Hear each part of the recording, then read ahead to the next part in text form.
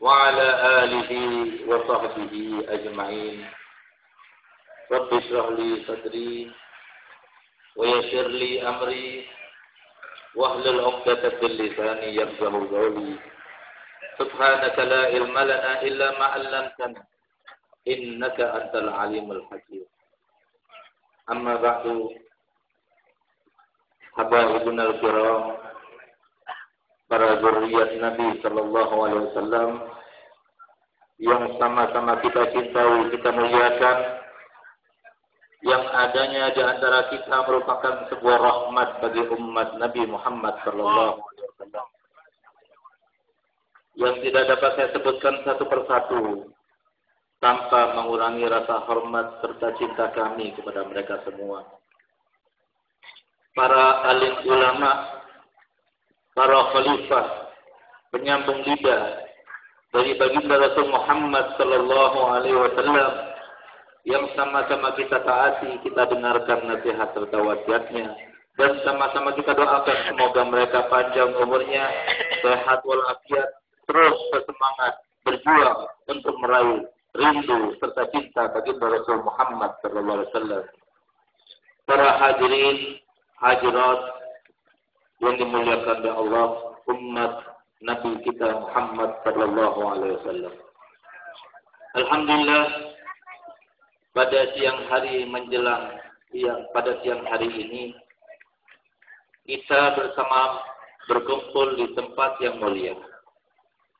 Tidak lain tujuan kita adalah merayakan kelahiran daripada Nabi kita Muhammad Sallallahu Alaihi Wasallam. Maka semoga dengan datangnya kita ke tempat yang mulia ini, dengan menghadiri merayakan kelahirannya, serta menghadiri haul kekasihnya, kekasih daripada datuknya Nabi Muhammad Sallallahu Alaihi Wasallam, semoga kita semua termasuk yang mendapatkan naungan pada hari mahsyar. Semoga kita semua mendapatkan rasa dingin pada saat-saat yang sangat panas pada saat itu. Dan semoga kita semua berada di bawah golongan Nabi Muhammad Sallallahu Alaihi Wasallam, di belakang bendera Nabi Muhammad Sallallahu Alaihi Wasallam. Amin, amin ya rabbal alamin. Ma'asyiral muslimin rahimakumullah. Alhamdulillah, kita semua berduyun-duyun datang ke tempat ini. Tidak lain tujuan dan maksud kita hanyalah satu. Karena cinta kita kepada Nabi Muhammad.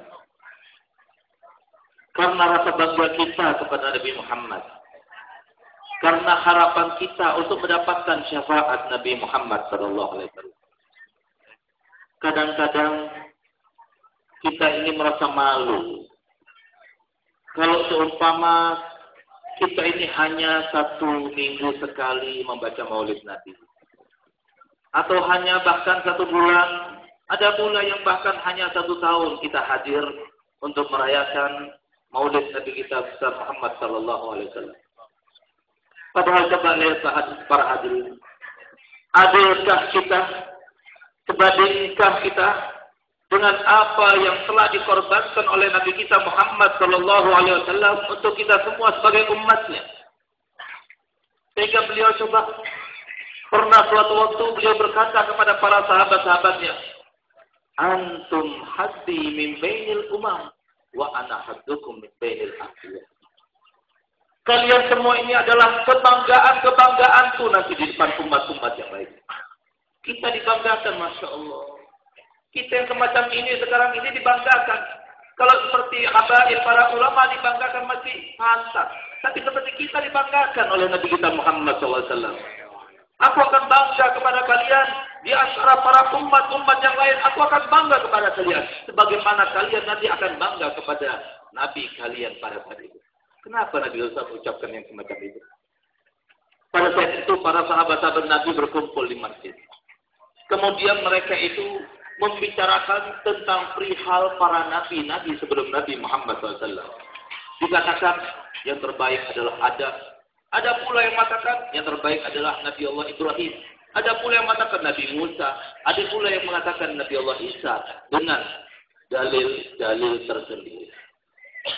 Begitu Nabi SAW datang, beliau bersabda kepada para sahabat Nabi, memang benar apa yang kalian katakan.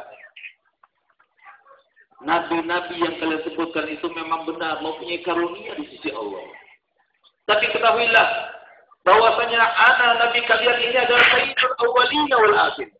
Adam famadunahu tahta liwa'i yaumal qiyamah wala fakhr wa ana habibullah. Ketahuilah bahwasanya nabi kalian ini adalah pemimpin dari semua umat, dari Adam dan setelahnya. Bahkan Nabi Adam dan nabi-nabi yang lainnya semuanya di bawah benderaku nanti kelak di akhir hari kiamat. Dan aku tidak sombong karenanya. Ketahuilah bahwasanya aku bangga kepada kalian di antara umat-umatku, sebagaimana kalian juga akan bangga denganku di antara para nabi. Untunglah kita para hadirin sebagai umat Nabi Muhammad SAW. Pantaskah kita hanya dengan menghadiri majelis-majelis semacam ini yang kita harapkan luar biasa banyaknya, padahal harapan Nabi SAW kepada kita tidak lain kecuali bersama-sama berkumpul di surga nanti. Coba lihat pantaskah kita, bandingkan bagaimana cinta kita dengan cinta Nabi kita Muhammad sallallahu alaihi wasallam. Di mana suatu waktu beliau, supaya kita paham bagaimana Nabi kita Muhammad SAW, beliaulah yang mengatakan, demi Allah, aku mencintai kalian melebihi daripada cinta orang tua kalian kepada kalian, bahkan melebihi dari cinta kalian sendiri kepada kalian sendiri. Sallallahu alaihi wa alihi wasallam. Beliau juga pernah berucap demikian. Aku pernah berminta kepada Allah Subhanahu wa taala, ya Rabb, jangan satupun di antara umatku engkau hisab nanti ya Allah. Biarkan aku yang mewakili mereka semua supaya aku yang dihisab olehmu ya Allah. Apa jawabannya Allah Ta'ala? Muhammad, kenapa kau minta itu? Lihat bagaimana jawaban Nabi Muhammad. Ya Rabb, aku sampai takut ya Allah ada satu daripada umatku yang malu di antara umat-umat yang lainnya. Biarkan aku yang menghadapinya ya Allah. Biarkan aku yang malu ya Allah. Masya Allah. Mula-mula. Ya ketika di saat-saat sakaratul maut, di situ ada Imam Ali bin Abi Thalib. Pada saat itu beliau merasa ada sesuatu yang berjalan di dalam badannya, dia pegang dadanya. Jibril ada di sampingnya. Sehingga pada saat itu, ketika Nabi SAW menoleh kepada Jibril dengan nafas yang tersengal-sengal, tiba-tiba Jibril tidak memandang Nabi, justru beliau menoleh kepada yang lainnya. Sehingga Nabi berkata, Galia Jibril, engkau tidak suka melihat kepada mukaku, sehingga engkau berpaling dariku. Maka malaikat Jibril berkata kepada Nabi Muhammad, Galia, tidak ya Rasulullah.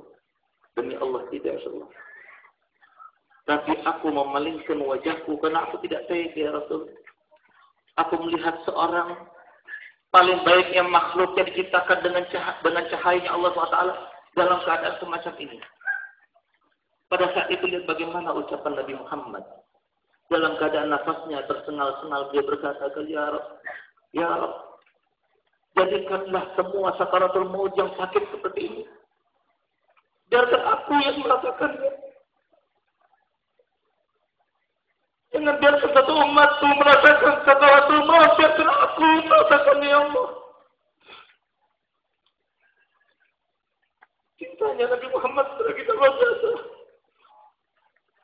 Sampai-sampai pada saat-saat akhirnya beliau hanya menggerakkan lidahnya. Imam Ali merasa bahwasanya itu adalah panggilan dari beliau. Beliau dekatkan telinganya kepada mulut Nabi. Ternyata Nabi Muhammad mengucapkan ummati, ummati. Dua kali beliau ucapkan kemudian dia meninggal dunia. Cintanya kepada kita luar biasa. Dan itulah yang dikatakan oleh ayah saya. Beliau selain berkata kepada saya, kapan lagi kita mau berusaha mendapatkan cintanya Nabi Muhammad? Kalau bukan sekarang ini, inilah kesempatannya. Sebagaimana dikatakan oleh saudara saya Habib Adal Hamid, demi Allah, bukanlah ayah saya ini bukan orang penyabar murni, tidak. Tapi dia suka marah, tapi ditahannya. Sehingga beliau pernah suatu waktu beliau menceritakan, kenapa sih kita ini harus sabar menghadapi ujian yang semacam ini? Al-Habib Alwi bin Syihab beliau mengatakan, nahnu fi zamanin nahtaju ila sabrin katsir, walakin sabruna qalil. Kami berada dalam satu zaman di mana sebetulnya kita membutuhkan sabar yang banyak, tapi justru sabar di antara kita sedikit. Kenapa demikian? Beliau katakan, karena kesabaran sangat berkaitan dengan keimanan. Dan ayah anda almarhum Habib Hasan sebagaimana diceritakan, beliau sudah melaksanakannya. Beliau sering berucap, tahukah kamu bagaimana Nabi Muhammad SAW? Beliaulah teladan kita. Beliau yang mengharapkan kita semua sebagai umatnya, ya Allah. Kumpulkan kami semua bersama Nabi kita Muhammad, ya Allah. Biarkan kami meneladani sifatnya. Biarkan kami meneladani akhlaknya. Sehingga kami seperti diucapkan beliau dalam hadisnya, man ahabbani kana ma'i fil jannah. Ya Allah, jadikanlah kami semacam itu, ya Allah. Sebagaimana apa yang dirasakan oleh Abu Ya Habib Hasan bin Ahmad Baharun, ya Allah. Dia ceritakan kepada saya, tahu kerja Nabi ini sedang membagi-bagikan harta ghanimah. Tiba-tiba ada satu orang Badui datang menghampiri Nabi. Dia berkata, orang ini berkata kepada Nabi Muhammad, "Ya Muhammad, laka ta'faita ta'an la turidu bihi wajh Allah." Kamu tidak adil dalam pemberian Muhammad. Kamu telah memberikan pilih-pilih. Kamu telah memberikan dengan tidak sesuai. Yang kamu inginkan bukan Allah, tapi hawa nafsu kamu saja. Sahabat-sahabat Nabi marah. Nabi SAW juga merah wajahnya. Bukan Nabi bersabar murni, tidak. Nabi marah. Tapi ditahan oleh karenanya disebutkan dalam Al-Quran. Wal kadhibina al-ghaiza wal afina 'anil nas. Ditahan marahnya. Tapi lihat bagaimana apa yang diajarkan oleh Nabi SAW kepada kita. Supaya kita paham. Supaya kita juga melakukannya. Tanpa mujahadah. Kita di dunia ini tidak mungkin kita meraih kemenangan. Kenapa Habib Hasan mendapatkan kemuliaan semacam ini? Karena begitu meneladaninya kepada akhlak Nabi kita Muhammad SAW. Pada saat itu beliau merah mukanya. Pada saat itulah beliau mengatakan begini. Rahimallah akhi Musa. Laka suhiyya bi akthar min hadza fasobani. Semoga Allah merahmati saudara Musa. Beliau telah diganggu lebih daripada gangguan yang aku alami sekarang ini. Tapi beliau sabar. Sehingga ditanya oleh para sahabat Nabi. Ya Rasulullah, yang kau maksudkan dengan gangguan kepada saudaramu Nabi Musa itu apa ya Rasul? Ceritakan kepada aku ya Rasul. Apa jawaban Nabi Muhammad?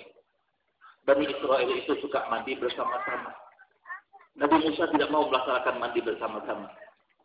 Sehingga diisukan kepada para Bani Israel, tahukah kalian kenapa Musa itu tidak mau mandi bersama kami, bersama kita semuanya? Tidak, karena Nabi Musa itu kemaluannya besar sebelah. Masya Allah, Nabi sampai dikatakan yang semacam itu. Tapi Nabi Musa sabar saja. Sampai kemudian Allah yang menampakkan sesuatu yang menjadi sebab kemenangan daripada Nabi Musa. Sebagaimana ini ditampakkan oleh Allah SWT kepada Nabi-Nya. Itu juga ditampakkan kepada kita semua. Saya alhamdulillah sampai sekarang saya tidak pernah mendengar satu orang pun yang membicarakan tentang ayahanda saya dengan yang tidak baik. Semuanya memuji dengan kebaikan. Kenapa? Berkat meniru akhlak Nabi kita Muhammad SAW. Sehingga pada saat beliau itu meletakkan bajunya, kemudian memukulkan tongkatnya kepada batu, keluarlah airnya.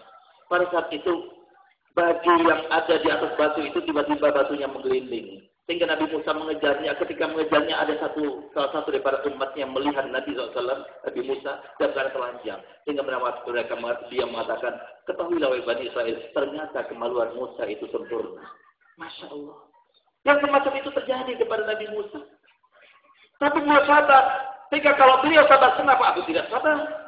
Oleh karenanya para hadirin, satu daripada cerita yang luar biasa daripada Nabi Muhammad yang harusnya kita semua mengambil pelajaran. Apa itu?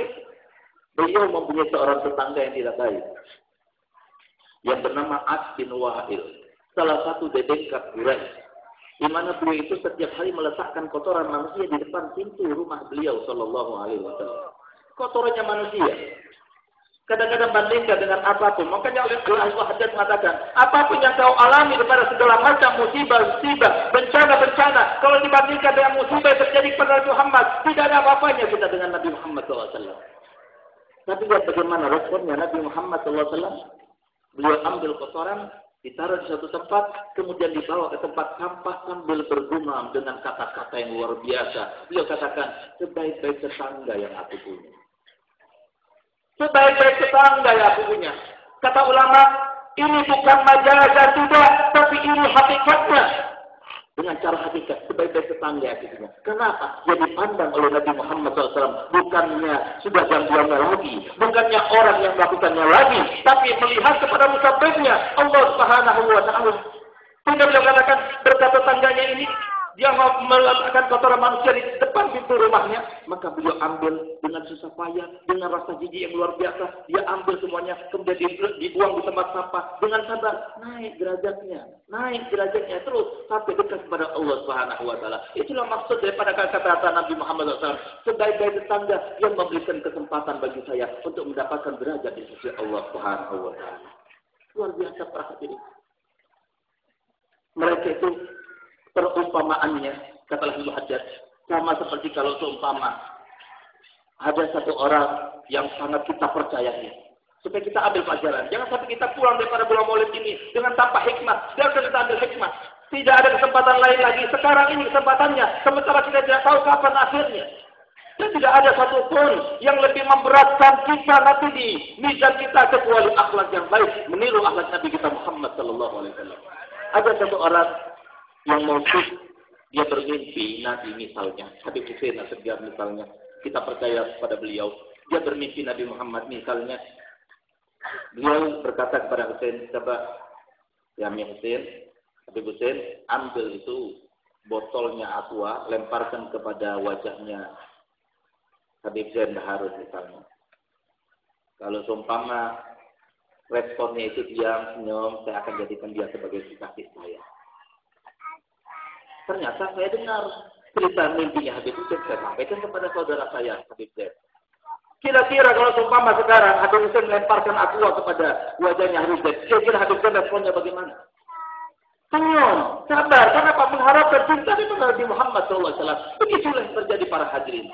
Tidak ada satupun yang bergerak, tidak ada satu ucapan pun, tidak ada apapun yang ditentukan untuk kita kecuali Allah telah menentukannya untuk kita semua. Dengan pengetahuan Allah, dengan kekuatan Allah, yang tujuannya cuma satu, bukan merendahkan kita, bukan menghinakan kita, tapi justru ingin mendekatkan diri kita kepadanya. Sesuai dengan sabda Nabi Muhammad SAW, "Idza ahabballahu 'abdan ibtalah, idza ahabballahu 'abdan ibtalah." Bahkan Nabi SAW dalam hadis lainnya beliau bersabda, "Asyaddul bala al-anbiya, thumma al-ulama, thumma al-amsal fal-amsal." Akhirnya mari kita sama-sama minta kepada Allah Ta'ala, semoga kita tidak keluar di tempat ini kecuali kami semuanya merasa, ya Allah, jadikanlah kami semua merasa, ya Allah, tuangkan keimanan dalam hati kami, ya Allah, bahwasanya hidup kami ini bukan untuk mencari harta yang sudah Kau jamin bagi kami semua, ya Allah, tapi untuk mencari sebuah kemuliaan, untuk berdekatan kepadamu, ya Allah, berdekatan kepada kekasih Muhammad SAW, untuk supaya kami ini diakui sebagai umatnya, untuk supaya kami semua bersanding dengannya, untuk supaya kami semua, ya Allah, berada di bawah bendera Jaksa, ya Allah. Ya Allah, jangan sampai kami termasuk yang berada di dalam kategori wail, sebagaimana sabda Nabi Muhammad SAW, wailun liman la yarani yaumal qiyamah. Ya Allah, jangan sampai kami termasuk yang golongan itu, ya Allah. Jadikanlah kami yang dicari-cari oleh Nabi Muhammad, jadikanlah kami sebagai ditunjukkan oleh Nabi Muhammad, jadikanlah kami semua, ya Allah, yang dibanggakan oleh Nabi Muhammad. Biarkan kami menutup usia kami masing-masing dalam keadaan husnul khatimah, dalam keadaan kami sudah banyak bekal, ya Allah, untuk menyenangkan-Mu, ya Allah, menyenangkan Nabi Muhammad SAW. Rabbana atina fid dunya hasanah wa fil akhirati hasanah wa qina adzabannar. Wa sallallahu ala sayyidina Muhammadin wa ala alihi wasallam. Kurang lebihnya saya minta maaf. Wabillahi taufiq wal hidayah. Wassalamualaikum warahmatullahi wabarakatuh.